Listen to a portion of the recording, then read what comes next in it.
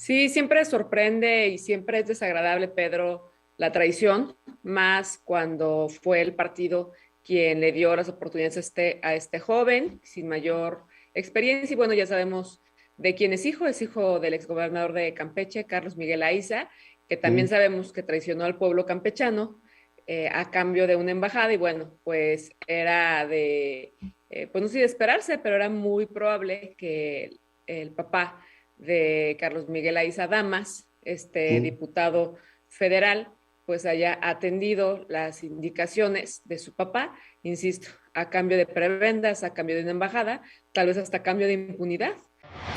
La entrevista con Pedro Ferriz de Con. Central FM. Equilibrio. Quiero agradecer a Laura Aro, diputada federal por el PRI, el que tome esta comunicación. Laura, ¿cómo estás?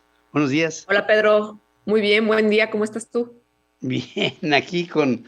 es- nos, ¿Te sorprendió que hubiera así una pequeña fractura del PRI con esta postura de este muchacho campechano?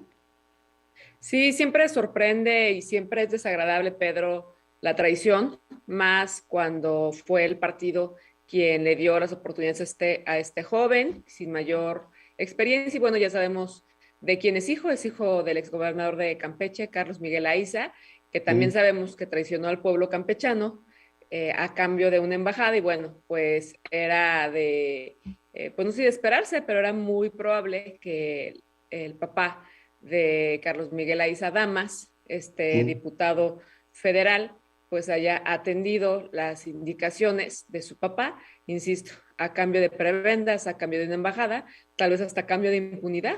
Entonces, pues la verdad que es no solamente una lástima, sino que estamos convencidos en que en próximos días el partido, nuestro partido, el PRI, va a tener que actuar en consecuencia, porque mira, Pedro, hubo un mandato justo hace un par de días por parte del Consejo Político Nacional, donde se determinó, se nos mandató a los diputados federales priistas a Ujú. votar en contra de esta reforma eléctrica retrógrada que no va a beneficiar en nada a las familias mexicanas.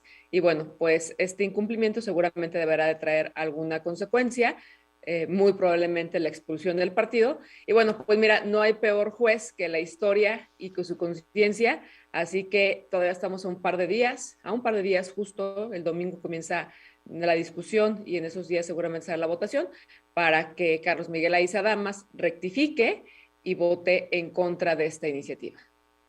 Ahora, hay algunas situaciones de carácter político que están sobre la mesa. Te hablo, por ejemplo, de Hidalgo con Carolina Villano, te hablo, por ejemplo, de Estado de México con Alfredo del Mazo, que pudieran estar en entredicho y que Morena o el presidente de la República pudiera estar tratando de negociar una especie de quid pro quo, ¿no?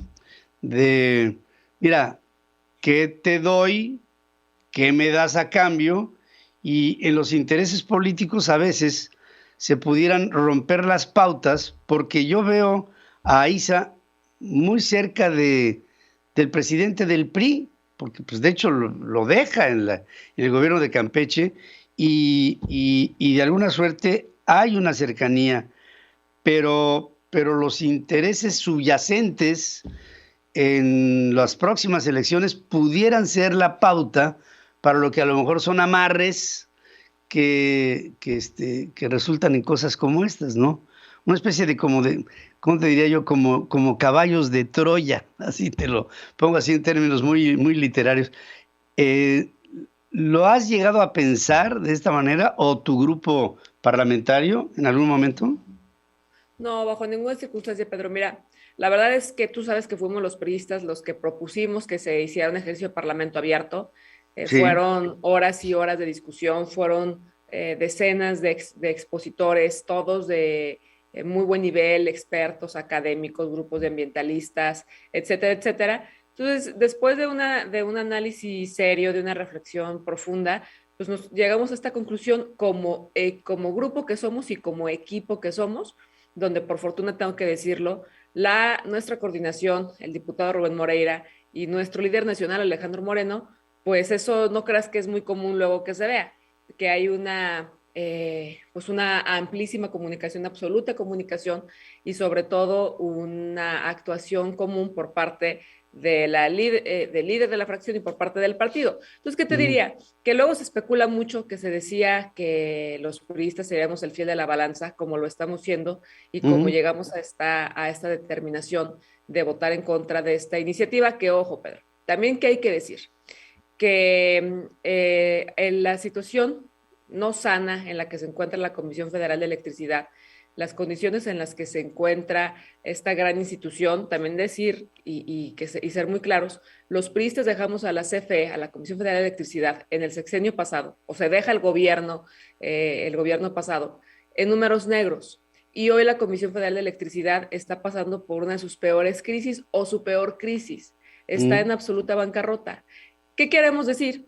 Que muy probablemente, casi lo podemos anticipar, habrá un incremento en el alza de las tarifas eléctricas en nuestros hogares, en los negocios, en las empresas. Y eso no tiene nada que ver con ninguna reforma. Eso tiene que ver con la pésima ejecución, con la pésima administración de la Comisión Federal de Electricidad por parte del señor Bartlett. Entonces, eso también lo queremos anticipar, porque ya vimos que es insostenible, por ejemplo, el precio de los hidrocarburos, es insostenible el aumento de las gasolinas y seguramente, como es costumbre de este régimen destructor, pues echará la culpa a que se vota en contra de esta reforma. Nada más falso que eso. Eso no tiene absolutamente nada que ver.